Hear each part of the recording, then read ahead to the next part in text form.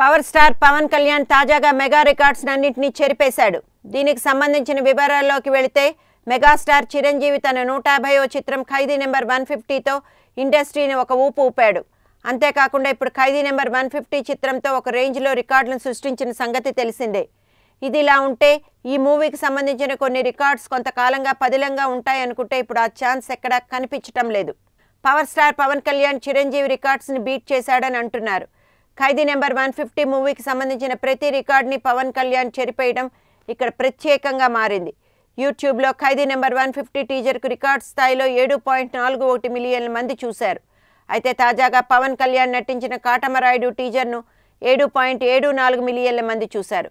దీంతో ఇప్పటివరకు టాలీవుడ్లో ఉన్న రికార్డ్స్నన్నీ చెదిరిపోయినట్టే అని చెప్పవచ్చు.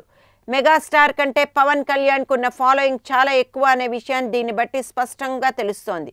ఇక కాటమరాయుడు తర్వాత స్థానంలో ఉన్న సౌత్ ఫిల్మ్ ఇండస్ట్రీ మూవీలను చూస్తే ఖైదీ నెంబర్ 150కి 2వ స్థానము, 3వ స్థానంలో రజనీకాంత్ కబాలి నిలిచింది.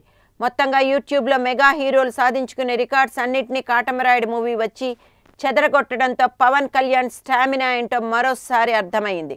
కాటమరాయుడు మూవీకి ఫ్యాన్స్ మాత్రమే కాకుండా సామాన్య ప్రేక్షకుల్లోనూ ఆసక్తి ఉందనే విషయం స్పష్టంగా అర్థమవుతోంది.